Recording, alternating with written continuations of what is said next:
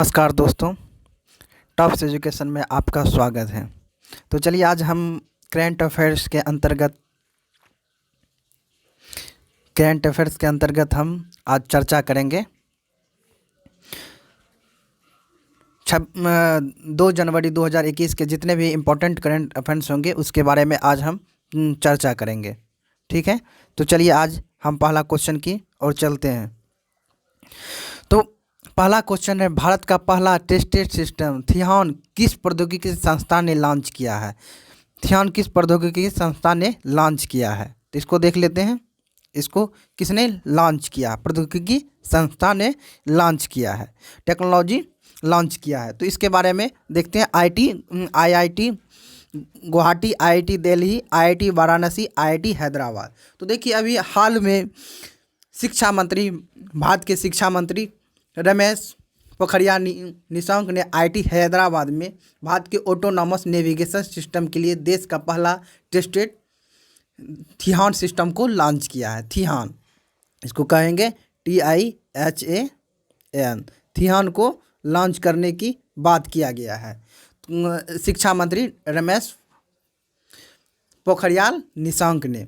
तो आईआईटी हैदराबाद में मानव रहित वायुयान के बारे में भी चर्चा किया गया है। दूरस्थ नियंत्रण वाहनों के लिए ऑटोनॉमस नेविगेशन सिस्टम विकसित करने की भी बात किया गया है।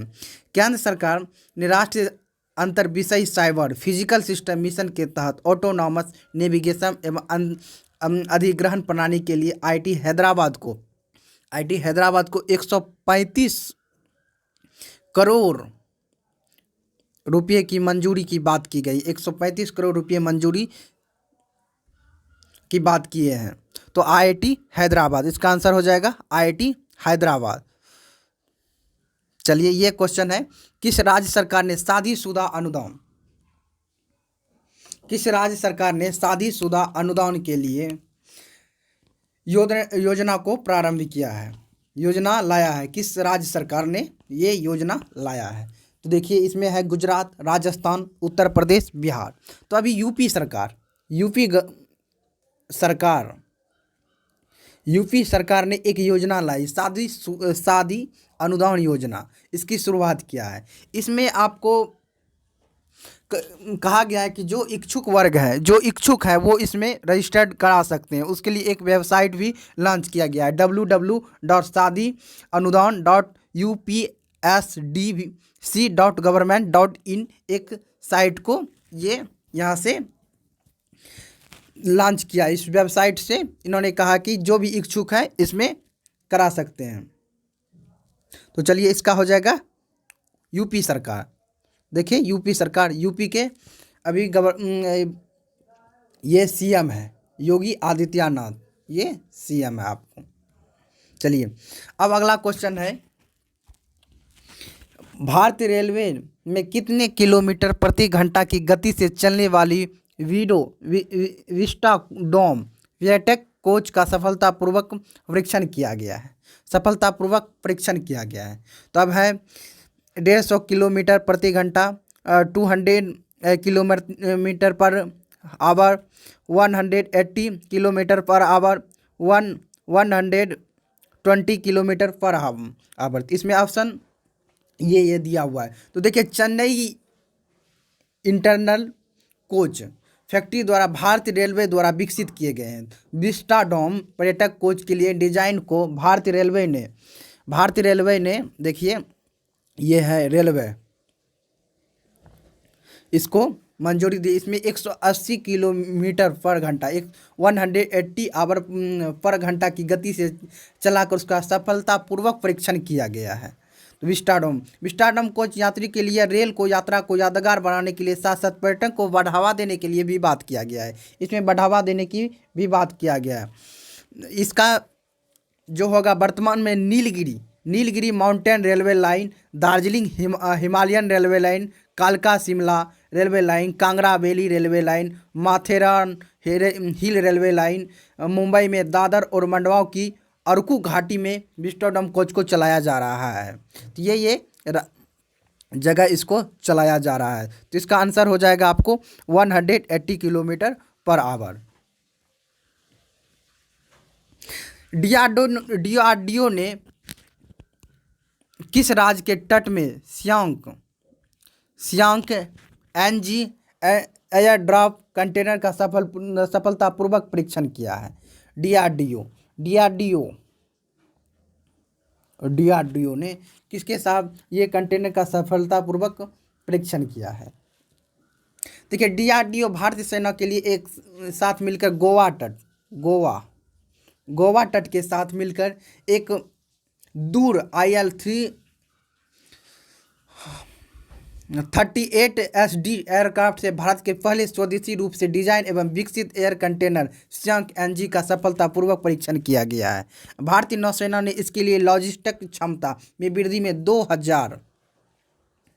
2000 किलोमीटर से अधिक की दूरी पर तैनात तोपों को सुरक्षा प्रदान करने के लिए भी ये किया गया है। यह GPS ended air draft container 50 kilogram तक वजन ले जाने में सक्षम है। और यह विमान देखिए, ये है आपका सियांग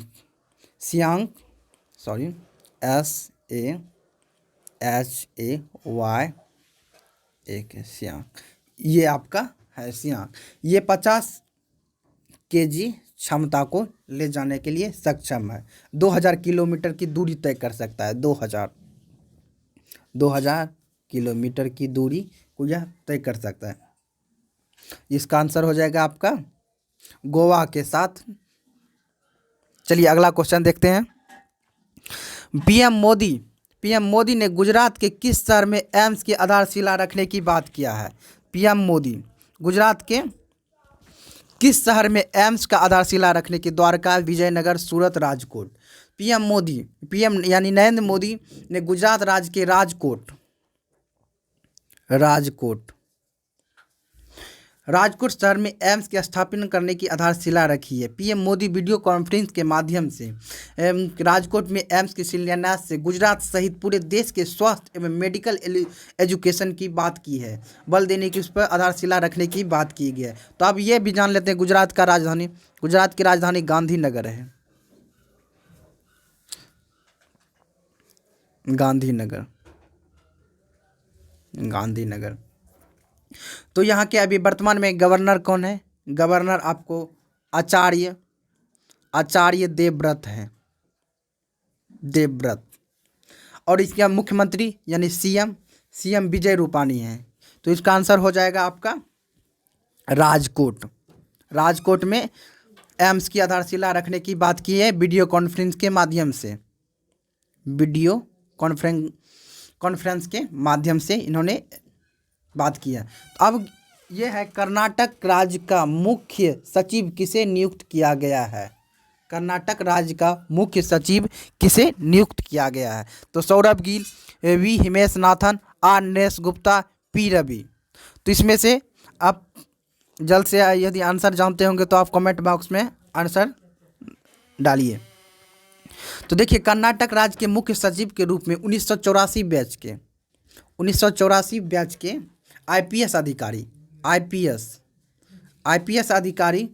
पी रवि कुमार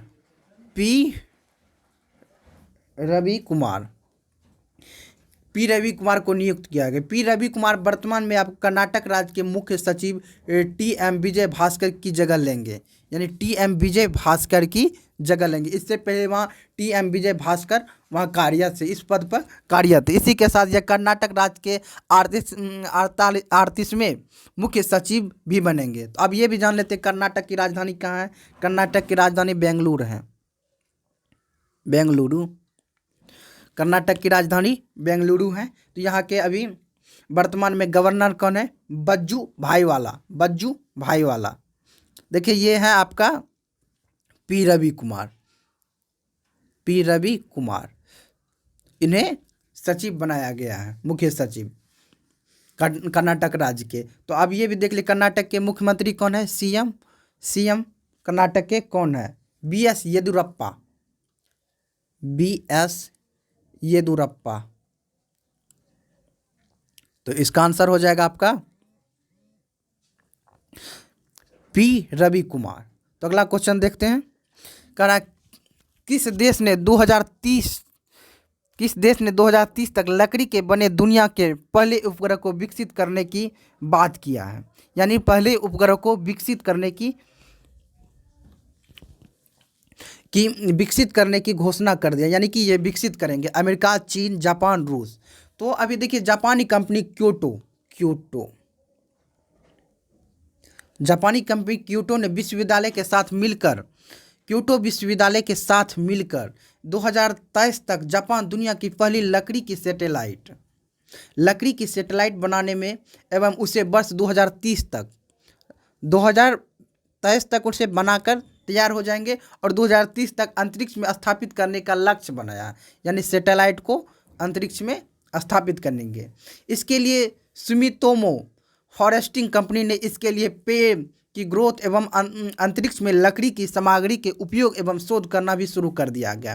कंपनी के अनुसार पहले इस मटेरियल का प्रयोग पृथ्वी के अलग अलग वातावरण में किया जाएगा, इससे अंतरिक्ष में स्थापित किया जाएगा। तो इसका आंसर हो जाएगा आपका जापान ने ये देखिए लकड़ी के बने सैटेलाइट की बात किया। इसको 2023 तक बना लिया जाएगा और 2030 तक में स्थापित किया जाएगा।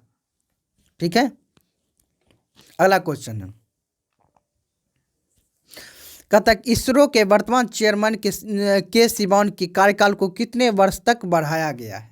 इसरो के चेयरमैन के सिवान इसरो के चेयरमैन 1 वर्ष के लिए बढ़ाया गया है। 1 ईयर्स के लिए इसके कार्यकाल को बढ़ाया गया है,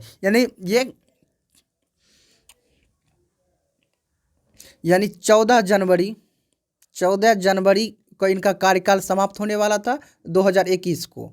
अब इसके कार्यकाल को 22 तक बढ़ा दिया गया है। तो यानी ये 22 तक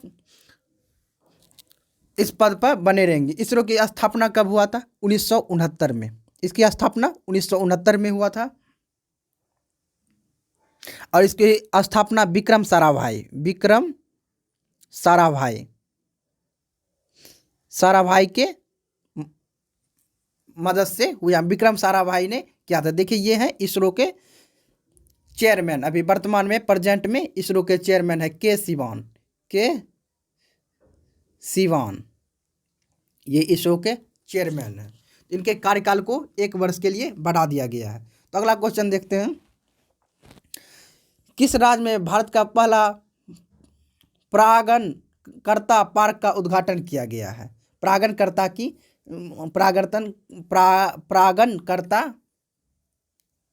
पार्क की उद्घाटन किया गया है। इसको देख लेते हैं। अभी हाल फिलहाल में उत्तराखंड में आपको ये परागणकर्ता पार्क का उद्घाटन किया गया। देखिए ये है परागणकर्ता पार्क, इसका उद्घाटन किया गया है उत्तराखंड में। ये 4 एकड़ जमीन में 4 एकड़ जमीन में इसको विकसित किया गया। इसमें तितलियां एवं मधुमक्खियां, मक्षियों और कीटों को 40 प्रजातियों के साथ देश का पहला परागणकर्ता पार्क स्थापित किया है। पहला यानी फर्स्ट है, देश का फर्स्ट है। इसमें आम jezebel, common emigrant, red pierrot, common sailor, plain tiger, common leopard, common mormon, common grass, yellow common, blue bottle, common four ring peacock, pansy, painted lady, pioneer, white pillow, नारंगी tip और lime तिल्ली शामिल किया गया है। इसमें इतने का नाम शामिल किया गया है। अच्छा, उत्तराखंड के अभी सीएम कौन है तो इसके बारे में भी देख लेते हैं। उत्तराखंड त्रिवेंद्र सिंह रावत यहाँ के सीएम है। तो देख उत्तराखंड के गवर्नर कौन है? बेबी रानी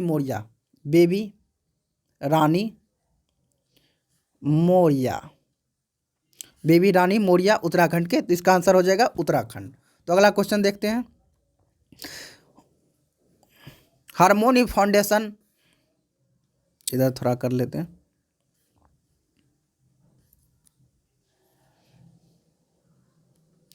हार्मोनी फाउंडेशन द्वारा मदर टेरेसा मेमोरियल अवार्ड 2020 में किसे नामित किया गया है?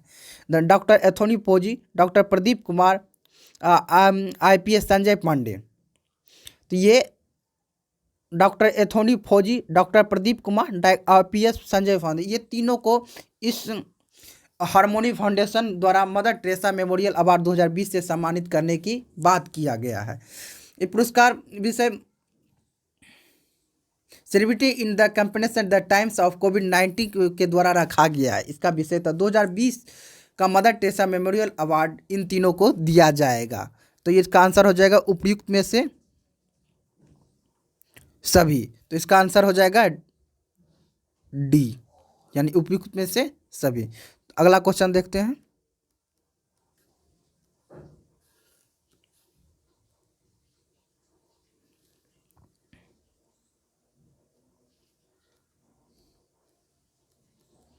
इसका हो जाएगा harmony foundation mother Teresa memorial. तो इसका क्वेश्चन चलिए आप यहीं तक रखते हैं आज। यदि वीडियो अच्छा लगे तो लाइक करें, सब्सक्राइब करें, ठीक है। तो ओके, थैंक यू।